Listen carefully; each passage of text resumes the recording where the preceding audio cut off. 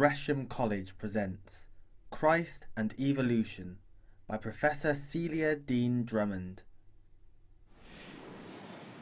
In welcoming you to this, the 9th revived Boyle Lecture of Modern Time, I do so with real pride after an absence of 2 years from this building. In 2010, you may recall, we were displaced by reason of the installation of our remarkable new organ, and last year, less propitiously, by the failure of our heating system in some of the sharpest days of weather in recent years. Of course, not all of the original 17th century or following series of lectures were delivered in this church building, so an element of touring is no more than imitation, to which we add the very positive and appreciated fact of the kind hospitality of our neighbours. If quizzed, I cannot say which I love the more, the organ or the boilers. But both are sources of pride, and you know who you are, of gratitude. An intellectual tradition such as these lectures proposes belongs to no one and no place in this age of communication. But we owe a huge debt of gratitude to Gresham College for their active support, to St. Paul's Institute for recording these proceedings and enabling them to be available on the internet via our Boyle lecture site shortly, to the Worshipful Company of Mercers for imaginative generosity, and in particular to the Grocers' Company, patrons of this parish, whose wisdom and generosity has guided the project towards its 10th anniversary, now happily in sight. Thank you all so very much. The manner in which the appearance of the Christ is to be seen as part of the evolutionary process and not over against it is much aired by theologians today. The presence of a Christmas crib in the sanctuary here may need explaining so late in January. And although it is conventional to observe the crib until Candlemas on Thursday of this week, it may be thought less usual to leave the Holy Family waiting in what the wags have called a post-modern bus shelter, much to my chagrin. It is our little attempt to engage the debate.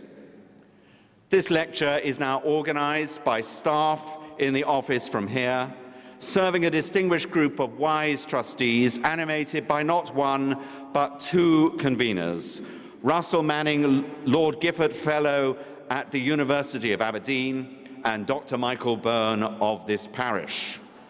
Our debt to the latter gentleman, as this series moves to exceptional maturity, will be known to all, and I'm privileged to introduce you to him now. Dr. Michael Byrne. Well, ladies and gentlemen, may I join with George in welcoming you to the 9th in the new series of Boyle Lectures on Science and Theology. Apart from expressing amazement at the fact that the series has now been running since 2004, my duties this evening are happily limited to introduce the speakers and to say how good it is to be back here in St. Mary-le-Bow this year on our home ground. Our previous lectures have covered much ground in looking at the dynamic of the science-theology relationship in the early 21st century. John Barrow discussed cosmological points of conversation between the two disciplines. Philip Clayton examined the new emphasis on emergence in natural systems. Malcolm Jeeves took us to psychology and related issues. And John Hedley Brooke took a historical turn, looking at Robert Boyle's legacy then and now. And last year, Jürgen Moltmann gave us a profound meditation on interactions between science and theology in concepts of nature, time, and the future. But what Darwinian evolution might mean for theology has been a constant of the series, being dealt with so far by 3 Boyle lecturers, John Hort, Simon Conway Morris, and Keith Ward. Celia Deane-Drummond continues that examination this evening.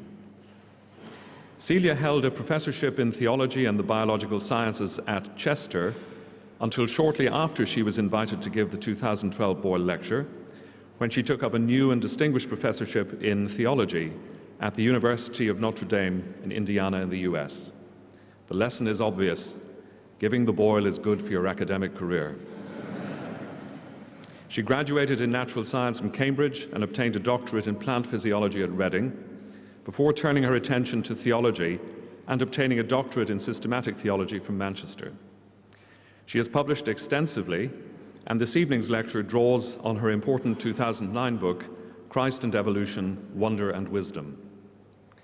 Laurent Schulz is Professor of Theology and Philosophy at the University of Agder in Kristiansand in Norway. He holds doctorates in philosophical theology and educational psychology, and is also internationally recognized for his work in this field. We are delighted to have such distinguished speakers this evening, and it's my pleasure now to invite Celia Deane-Drummond to give the 2012 Boyle Lecture on Christ and Evolution, a Drama of Wisdom. Ladies and gentlemen, and assembled distinguished guests, I feel very honoured to have been invited to deliver this 9th Boyle Lecture in the new series. I would therefore like to extend my thanks to Lord Cork Honorary and the other distinguished trustees of the Boyle Lecture Series for nominating me to deliver this lecture. To Dr. Russell Remanning for the kind letter of invitation, and to the Reverend George Bush of St Mary Le Bow Church for the provision of this magnificent venue. The title of my lecture today actually has a question mark. Christ and Evolution, a Drama of Wisdom. This is deliberate on my part, because the purpose of my lecture tonight is exploratory and designed to evoke questions and explore new avenues in this engagement of how we think about Christ and accounts of evolution. My basic thesis is as follows. First of all, in the evolutionary debate so far, there has been a concentration on the relationship between God and evolution. And my question is, why have we missed out Christ? The response, on the other hand, to many who have thought carefully about the relationship between God and evolution, or even Christ and evolution to some extent, has been to adapt the theology to the science. To start with the science and, if you like, merge the theology to that science in order to make it easier to believe the theology. However, I argue that if we go down this route, that undermines the distinctive mark of the Christian faith. At the same time, we need to be aware of the importance of the evolutionary accounts and not destroy what science is trying to tell us. So I propose to you tonight an alternative reading, one that can be faithful to more traditional ways of thinking about who Christ is, but also can take into account those accounts we learn in science. And I propose dramatics as the key paradigm, and then weave evolution into that dramatic account. So I'm making 3 basic points in this lecture. First of all, the classic traditions about Christ have been debates about who Christ is ever since the early church, and those debates continue in the modern responses that we find today. The second point is this: I seek to develop a theological drama through wisdom, with Christ in the central act. And thirdly, evolution needs to be woven in to that dramatic account, including contemporary debates about the evolutionary story. And if we think about what is particularly different in the Christian faith compared to all the other religious traditions, it's the issue of Christ's incarnation as God's Word made flesh. but it's evolved flesh, not just any old flesh. What then is the significance of the Incarnation when we start to think about God's action in the evolutionary account? When we reflect on Richard Dawkins's new atheism, he seeks not simply to dispense with God, but also claims it is a falsehood. Evolutionary biologists are rather more savvy than Richard Dawkins often is, that is, other evolutionary biologists, because they are now starting to make more sophisticated claims that religion has actually evolved for good reasons. It's not a falsehood that's like a parasite, as it were, on the human species. More conservative believers react to Dawkins' account, perhaps understandably, and by associating Dawkins with evolution, they reject both his atheism and his evolution in one package. The problem seems to be this: how can theology be true to itself as theology, but also take into account scientific accounts of evolution? Robert Boyle saw the pressures of science in his day, and he saw that there was a need to defend Christianity from these pressures. But his tone was conciliatory. His wisdom is vitally relevant today. Even then, the questions were asked about whether a real scientist could combine Christian faith, or if they did seek to combine faith, then maybe the faith wasn't true. And this is the point that John Hedley Brooke made when in his address. So in other words, he recognized the need for a genuine, open dialogue. And I think the need today is ever more acute when we see the rise of creationism in schools, even in the UK, and it's even more pronounced where I happen to be working at the moment. So we need then a constructive engagement between theology and evolutionary science. Tensions are bound to remain. I suggest if there are no tensions when we finish this exercise, then either theology will have merged with science and there'll be no distinction, or maybe it'll be divorced from science, or perhaps non-competing with it, or maybe even will have been explained away by that science in a kind of post-Christian discourse. But let's turn then to the Christian tradition and what it said in the early church, just as a brief preliminary remark before we get into some of the contemporary discussion. The early church held heated debates on how to combine Christ's humanity and his divinity, as well as Christ's personhood. The Chalcedon Council of 451 named Christ as both one person but two natures, divine and human. But how could divine and human nature coexist?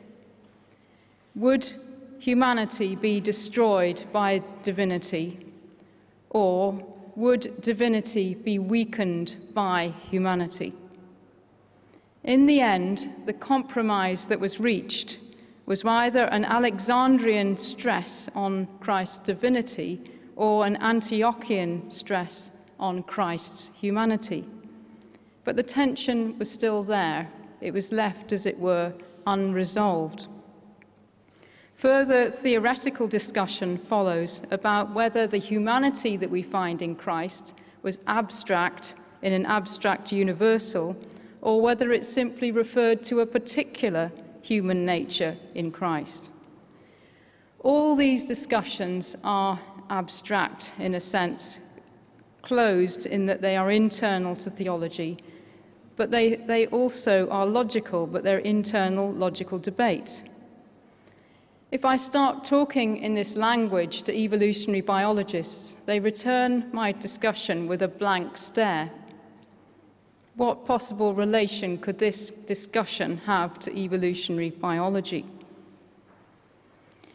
One way out of the problem is to stress the humanity of Christ so much that this is all that we can say about who Christ is.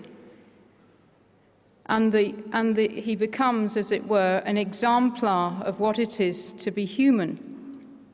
Here, Christ appears in evolution as a form of human perfection.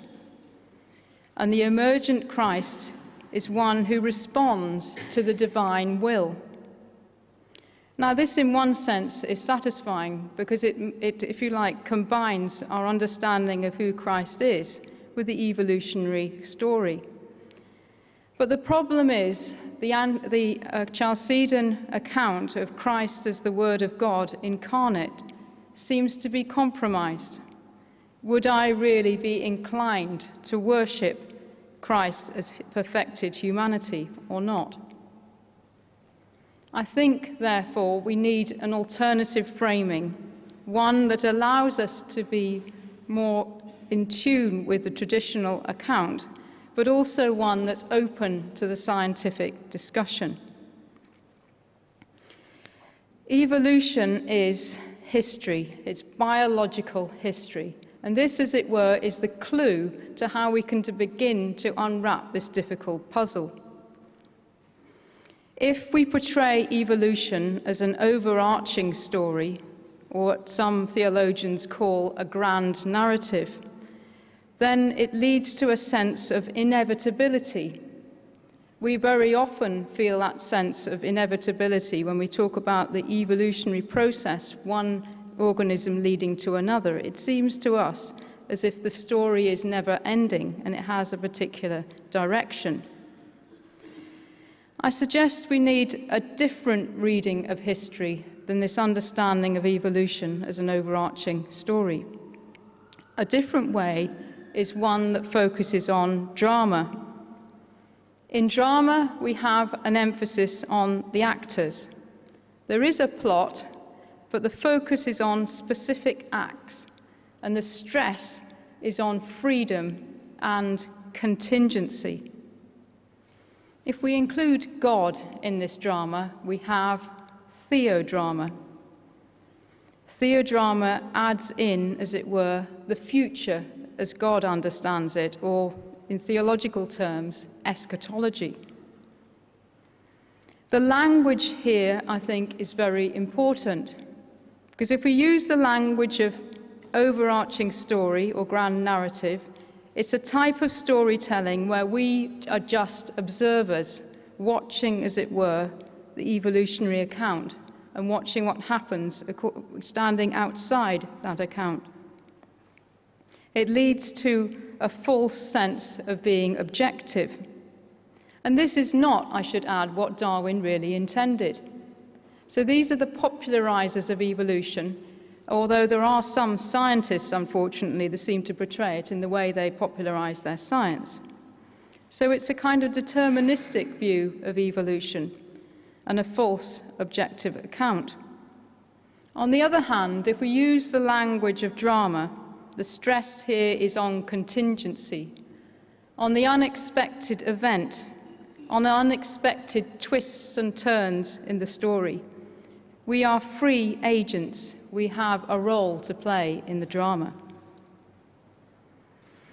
If we turn now to the Incarnation and think then of the Incarnation as a Trinitarian drama, then the Logos is an expression of the Son incarnate in the flesh. Mary's reception of the divine Logos, or wisdom, is the beginning of the drama in the sense that it's the key act in the Theodrama. Her yes could have been no. Here, the divinity of Christ is veiled. We have a human, a vulnerable baby, the same as you and me.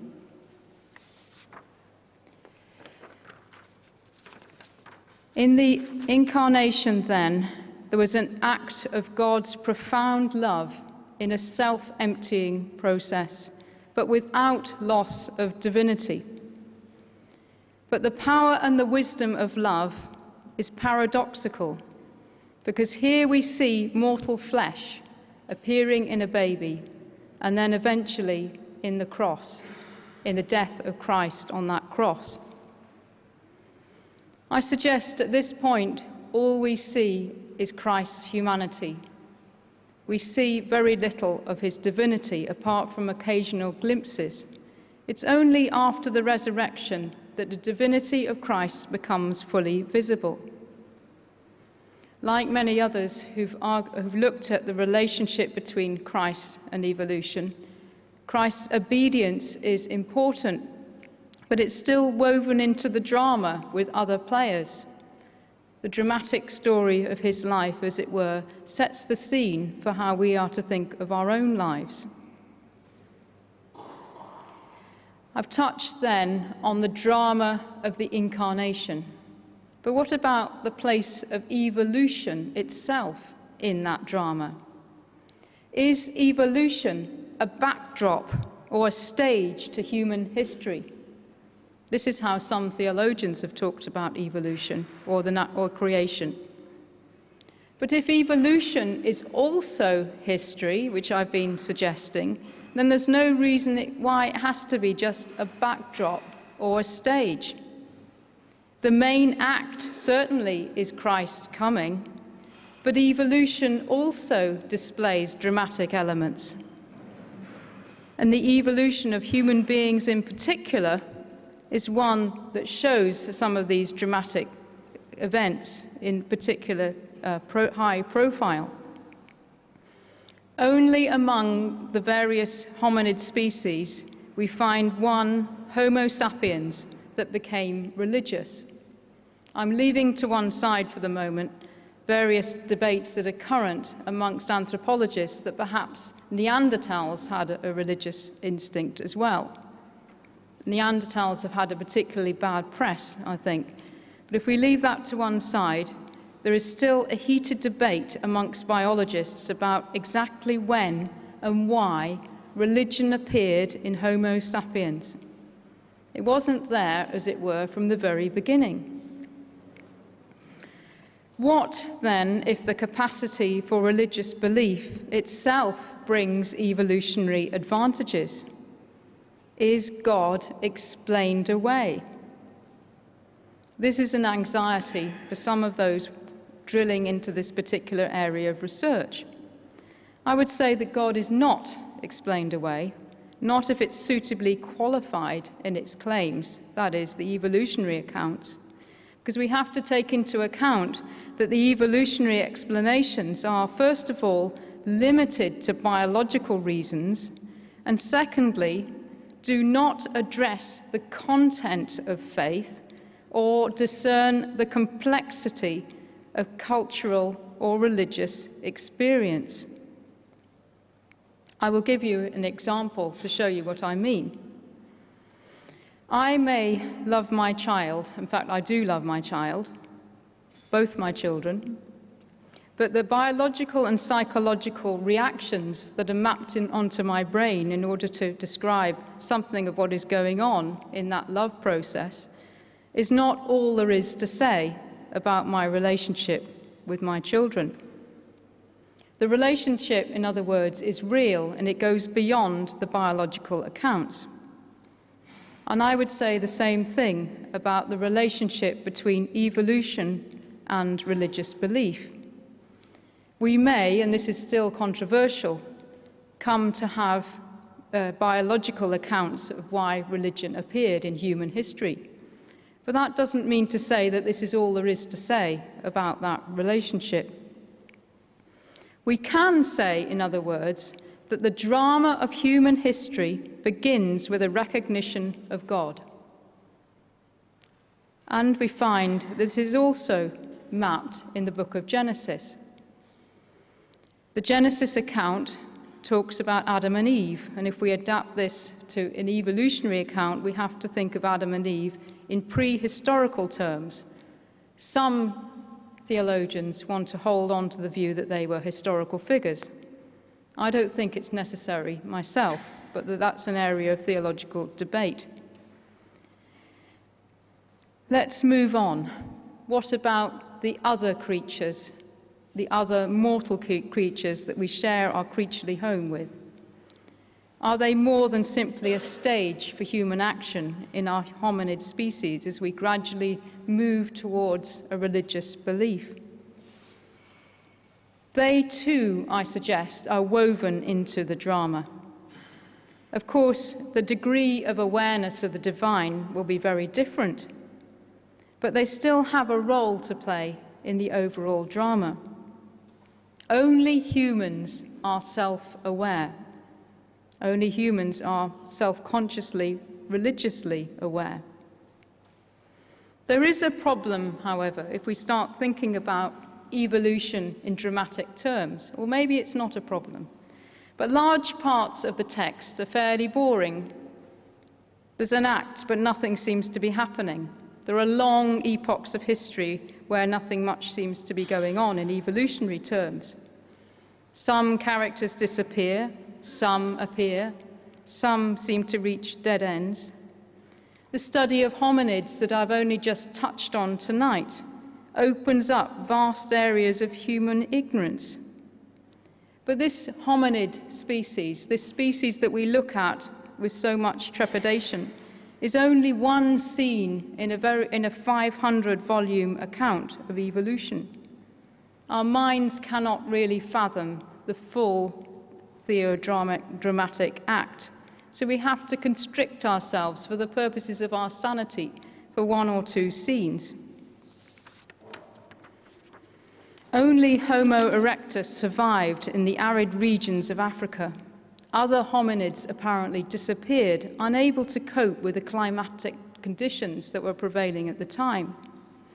So there seems to be tragedy woven into the evolutionary account. As Tennyson suggested, nature is red in tooth and claw. There are extinctions, there are unresolved problems.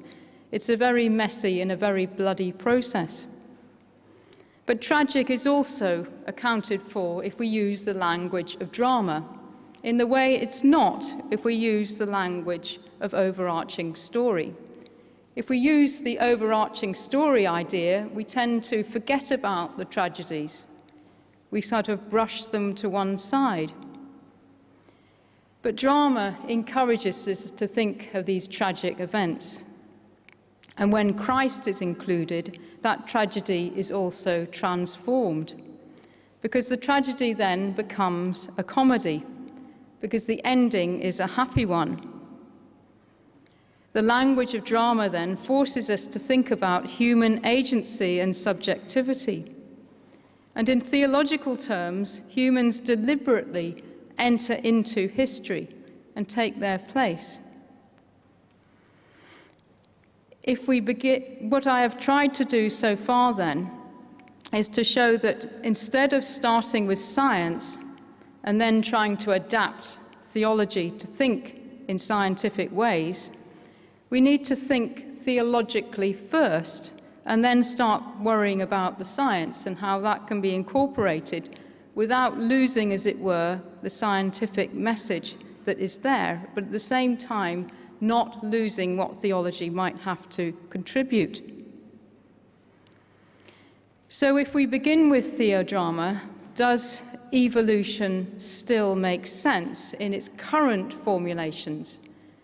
And at this point in the lecture, I want to give you 3 examples of current evolutionary debates to show you, as it were, how this could still make sense in terms of current thought. My first example is an example of microevolution. Here we have heated debates about the means of natural selection. And natural selection, of course, is the process by which only the fittest survive and reproduce to the next generation. The debate I'm thinking of is that between Stephen Jay Gould, he's now, as it were, deceased, but in a sense the intellectual debate is relatively recent, and Simon Conway Morris, who gave one of the lectures a few years ago. I can't remember the year, but anyway, he's in the calendar of Boyle lectures. Stephen Jay Gould stresses contingency in evolution, and forgive me if you've heard this already from Simon Conway Morris. Stephen Jay Gould stresses contingency in evolution, but also constraints. The constraints he talks about are ones associated with evolutionary specialization. So the more specialized a particular organism becomes to its environment, the less able it is to cope with changes, because that specialization reduces the capacity for further evolution. So he does include this idea of constraint, but it's somewhat limited.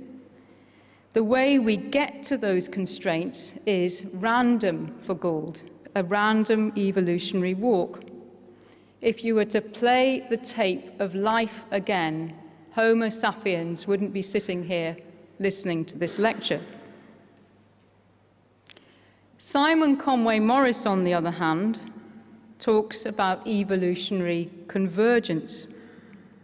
Here he finds similarity in form and function across a range of different species, with very different genetic bases in some cases. But there are similar environmental conditions. So what he suggests is that there's some sort of directional signal going on in evolution. In other words, it's not simply a random walk. If we were to play the tape of life again, Homo sapiens would be sitting here tonight. I'm not saying I would be delivering the lecture. Human beings, then, are inevitable. Inevitable in a lonely universe. If we talk about these two alternatives in theodramatic terms, then Gould is pure improvisation. Conway Morris, on the other hand, likes to think of some sort of plot in the drama. There is a vague direction in it, but exactly what that might be, he's not sure, except that he will say that the continuing convergences give him a feeling of being uncanny.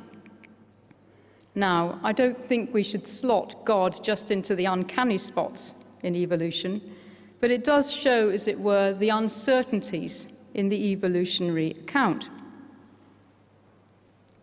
My second example comes from some very recent work on the relationship between evolution and development. Some scholars think that there are far more that our development of organisms is tied into a genetic basis more than others. All admit that there is environmental impact on gene expression and regulation in very complex ways. Only some genes are active in evolutionary terms if we start to study the development of different creatures. I'm going to give you one example. If you're not a scientist and you find you'd rather switch off at this point, then now's the time to have a rest. I'm going to talk here about the regulation of genes for patterns of hairs on the fruit fly larva. Now, I've deliberately chosen this example. This comes from David Stern, who's a biologist at Princeton, who actually came to give a lecture in the institution where I work recently. But this particular example, in this example, he shows that one gene is crucial for the regulation of the pattern of hairs on the fruit fly larva. This particular gene is fed into by a battery of other genes, and then this gene then regulates a battery of other genes. So it's extremely complicated. The particular gene is called shaven baby. I think biologists have a sense of humor because the shaven refers to the lack of hairs and the baby is because it's a larva. So shaven baby is the only gene, as it were, that's responsive in evolutionary terms. All the other genes don't seem to respond to evolutionary pressures. The point of this story is this: if we find such excruciating complexity of the regulation of hairs on a fruit fly larva, how can we start to think about the development of human beings and the regulation of the genetic processes in that? And I also become rather more skeptical about claims for a tight genetic basis for complex behavior in humans.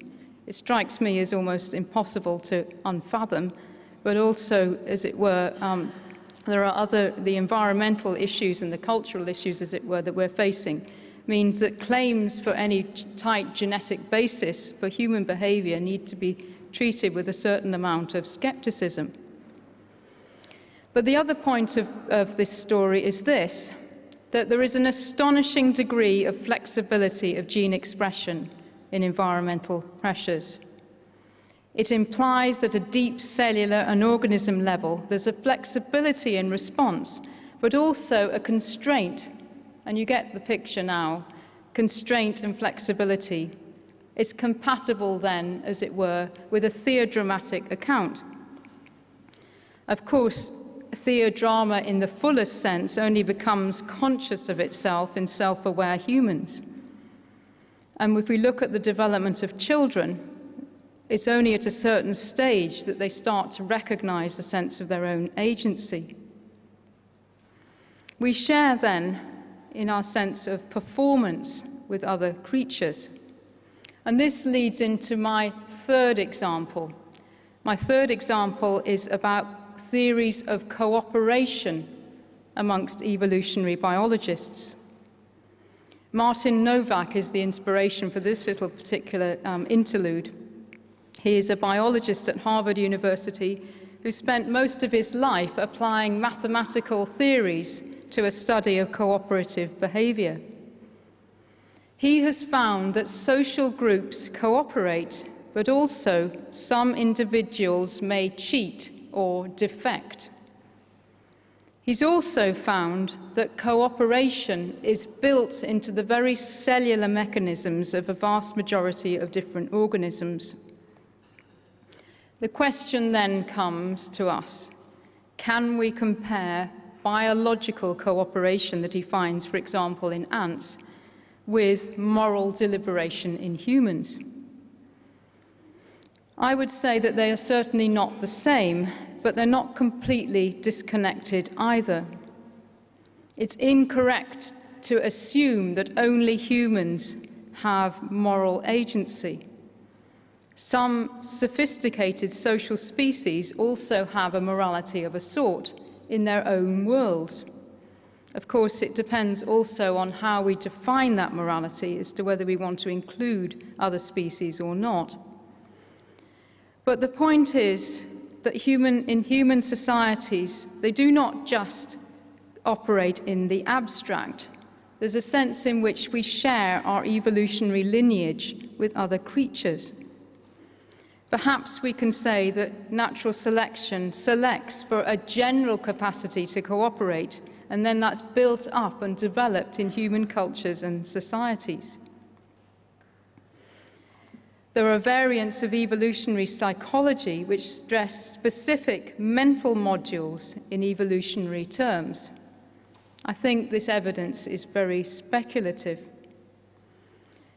On the other hand, we can think of evolution as a form of convergence, like Simon Conway Morris suggests, except that now wisdom or cooperation is developing in sort of parallel ways. Perhaps there is natural wisdom and wild justice. At the same time, the possibility of things not going right, the opposite of cooperation, is termed in theological terms sin. So instead of talking about cheating or free riding, theologians have a language for this. It's sin. Even in this view, in the view of the classics like Thomas Aquinas, individual who sins still thinks it's good for them. And this is the classic position of the cheater. in Novak's theory of cooperation.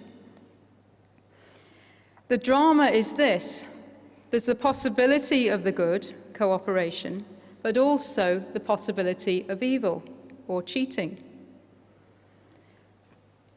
So we have, as it were, a self detached from the community in one who cheats. What Martin Novak suggests is, though, that long-term cheats are selected out, and we have evolved stronger on the side of cooperation than cheating. So perhaps we should take heart that the drama may, as it were, be biased or skewed towards cooperation rather than cheating. How then can we draw a few conclusions about thinking about Christ as the Theodrama? What does it mean to speak of Christ as the way, the truth, and the life? I suggest at this point that Christ does set a pattern for the dramatic lives that we lead, and for ourselves as human beings in particular. The capacity of Christ to act in certain ways was partly influenced by inherited characteristics, but it was also an educative process. We don't need to dwell on the Gospels for very long to know that he learnt in a community, and he also learnt in his particular culture. He was embedded in a culture of his time. At the same time, his dedication to God allowed the transformative action of God's grace to work in his life. Of course, a biologist, qua evolutionary biologist, would exclude that such action is possible, that is, the action of God's grace. But I don't think a theologian can deny the reality of grace. And in theological terms, we can talk about the humanity in Christ being divinized, but at the same time, Christ's divinity being more than simply this version of divinization. Perhaps we can say that in biological terms, the absolute cooperation is reached when we see Christ. Is this what Romans 8 means? Is this what Romans 8 means when it talks about the crucial role of humans in the Theodrama? The other creatures, as it were, are edging forward, watching humans, looking and longing for humans to act in a certain way. And this is the way many exegetes, including James Dunn, has talked about the account of Romans 8. He talks about it as a drama. I think today we need to face up to the ecological and social problems of our generation. We need hope and inspiration that the final act in the vast and long evolutionary drama in which now humans are taking an active part is not one that will be pitched towards self-destruction. Christ then points to an alternative way of being in the drama, a way of learning to be creaturely, to express creaturely wisdom in relation to divine wisdom. But a full participation of creaturely wisdom in divine wisdom is something we can hope for, not in this life, but in the next. And with that, I will end. Thank you very much.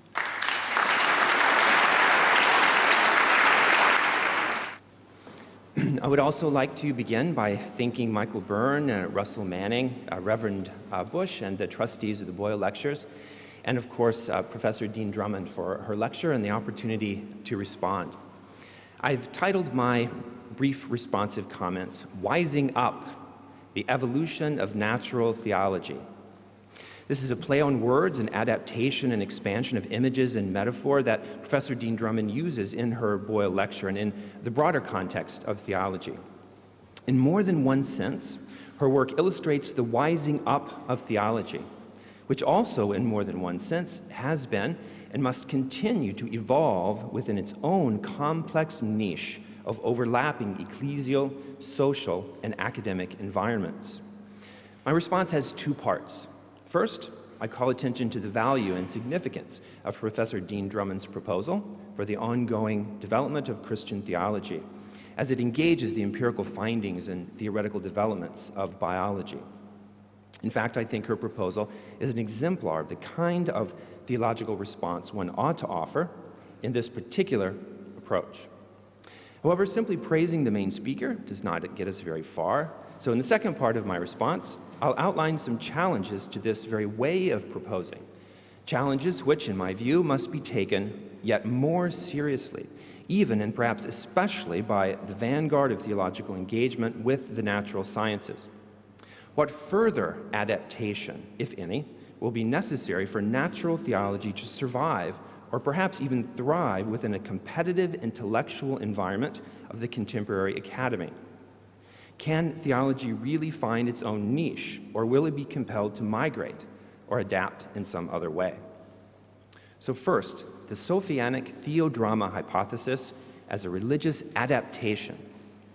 My use of the term adaptation is not intended negatively in any way. The transmission of any tradition from generation to generation requires a balance between maintaining the integrity and coherence of the system and developing new functionally adequate responses to environmental changes.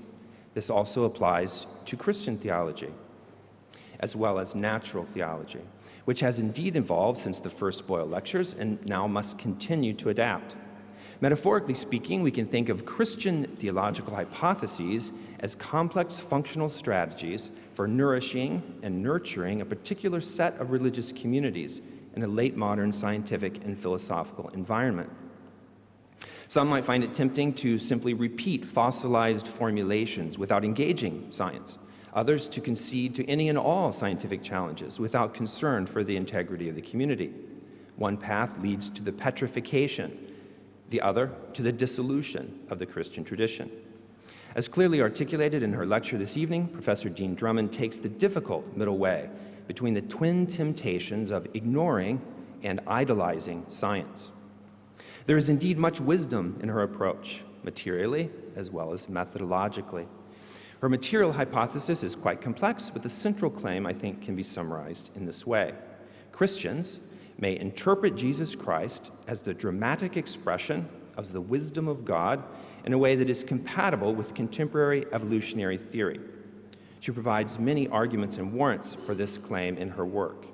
I think she tries to fulfill all four of what we might call the desiderata of Christian theology, accounting for the biblical witness, engaging the tradition, trying to resolve philosophical or rational issues, and a plausible elucidation of human experience. Although it did not play a large role in her work tonight, in her other work she deals with the wisdom tradition as it applies to Christ. For example, the wisdom is described in the Wisdom of Solomon as holding all things together. This is applied in Colossians to Christ. Professor Dean-Drummond also appropriates a vast array of resources in her work from different streams within the Christian theological tradition.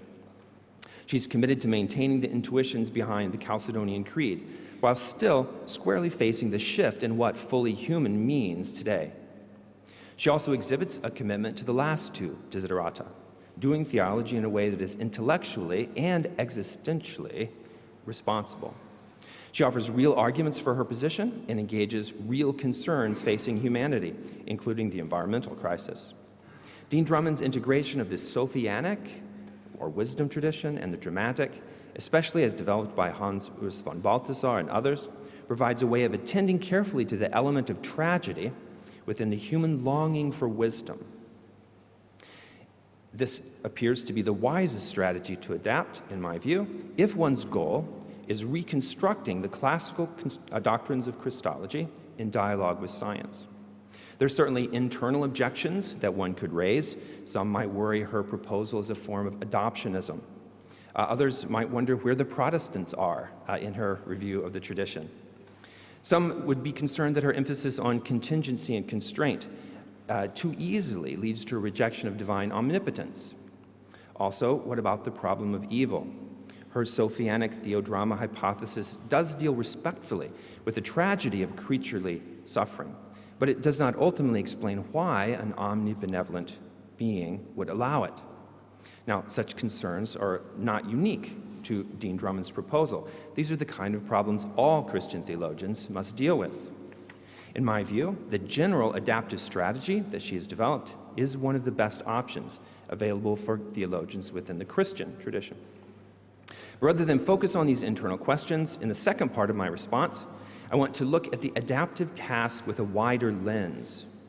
What is happening to the niche within which theology, especially natural theology, is attempting to adapt?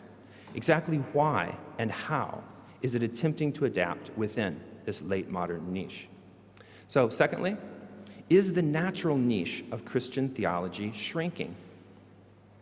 As I indicated in the first part of my response, theological hypotheses are a kind of religious adaptation. In other words, whatever else they are, they're strategies developed within religious coalitions to survive and thrive.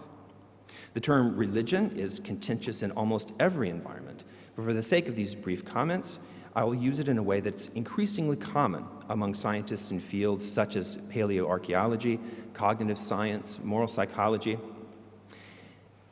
Religion is, for these purposes, shared imaginative engagement with supernatural agents. Here, supernatural simply means not necessarily embodied in the natural causal nexus. An agent refers to any entity or force that is attributed intentionality. The constellation of disciplines I just referred to, I call the biocultural study of religion. It offers compelling evidence that this feature of humanity, that is, widespread interaction with discarnate, intentional entities, has been exhibited in all known human societies, past and present. In the sense we use the term theology today, it has evolved relatively late in human history. Only with the emergence of complex literate states about 5,000 or 6,000 years ago, where the unity of belief, ritual, and social identity was problematized by increasingly pluralistic encounters. During the axial age, the idea of one ultimate supernatural agent emerged in different ways across East, South, and West Asia in very different forms. Christian theology is one example of a West Asian monotheism. Its idea of an agent whose transcendent intentionality is considered to be the ground for inclusion or exclusion with an ultimate supernatural coalition.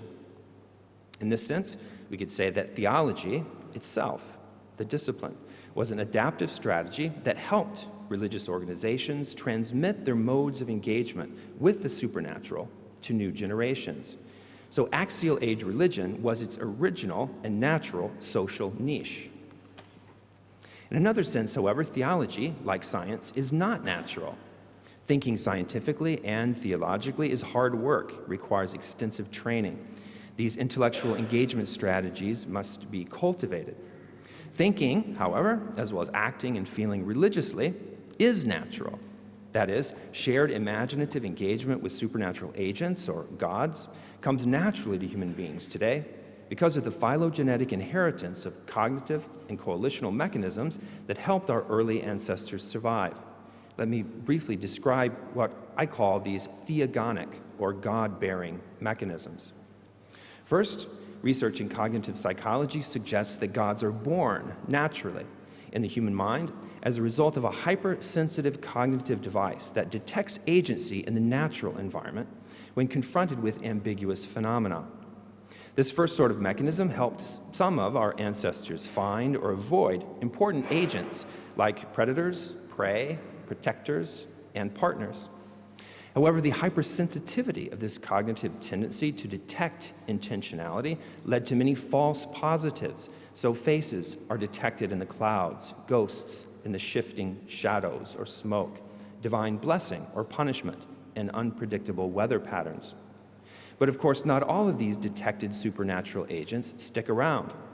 Although gods may easily appear in the mental space of human life, it takes a village to nurture and care for them. In other words, supernatural agents must be born with an E, born in a special way within the social space of human life. The gods that stick around are those that are interpreted as having some social interest in and power over what happens to the particular in-group. Once detected, shared engagement with these gods, who are always watching and able to punish or reward, can lead to a decrease in cheating and defection in outgroups. The second sort of mechanism helps to explain, among other things, the emergence of altruistic behavior in a way that is consistent with natural selection. The cohesion of a group is protected when its members do not hurt one another, and are even willing to signal costly commitment to the coalition by hurting themselves, for example, participating in painful rituals or other forms of self-sacrifice, or even hurting members of outgroups, that is, promoting exclusive or violent practices. Empirical findings within these disciplines suggest that these detection-protection mechanisms come naturally to most people. So where does theology come in?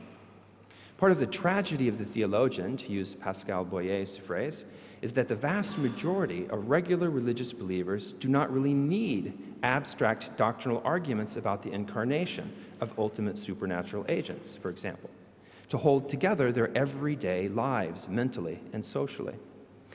Even if such regular religious people can articulate the orthodox doctrine of God authorized by the Church at Chalcedon, psychological studies and even a moment's reflection on our own experience of or as religious believers shows that under stress, people automatically collapse back into the natural default, the detection of supernatural agents, such as angels, saints, or even the risen Jesus, who are interested in the protection of their own smaller in-group. Those of us who have labored long in both academic and ecclesial environments know how difficult it is to get many believers to understand or even see the importance of complicated doctrines like the Incarnation. So what does any of this have to do with the evolution of natural theology? Theology in general may have emerged in the axial age, but the environmental niche in which natural theology evolved was the competition of ideas within early modern science and philosophy, in which only the empirically sustainable and explanatorily powerful survived. Natural theology has traditionally been distinguished from revealed or confessional theology, which appeals explicitly to the detection of divine intention, for example, in a holy text, codifying and to some extent managing the coalition's shared engagement with its supernatural agent.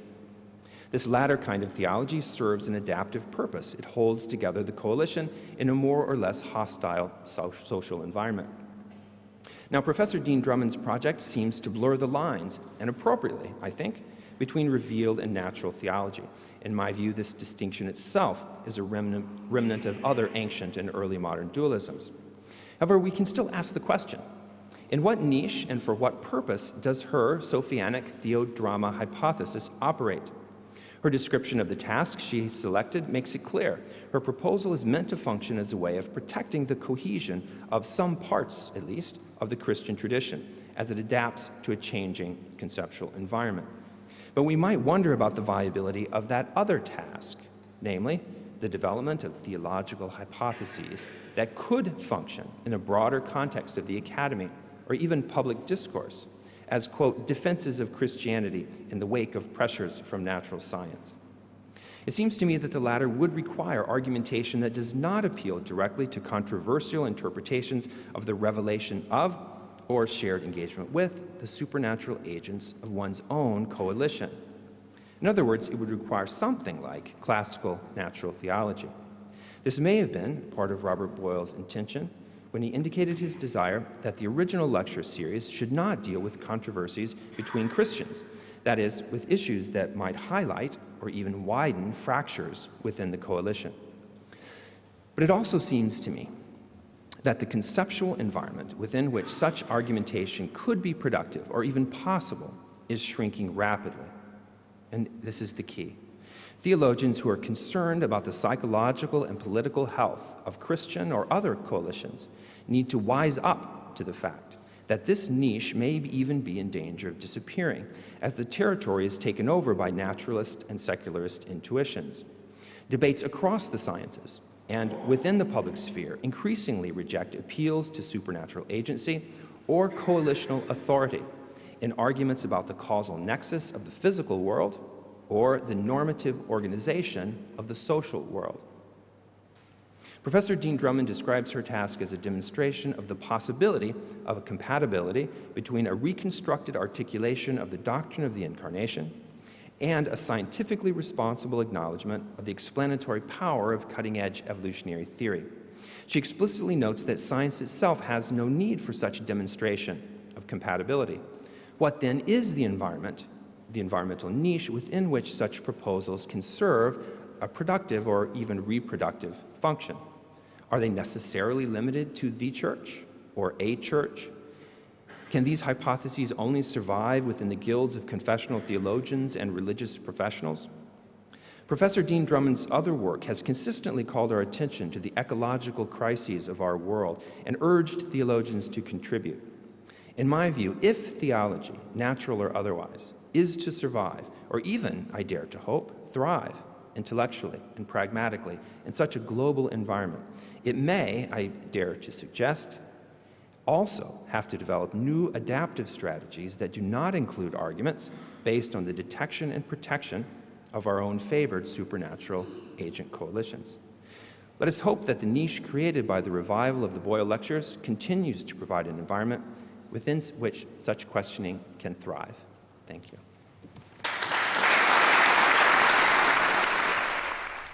For more information, please visit www.gresham.ac.uk.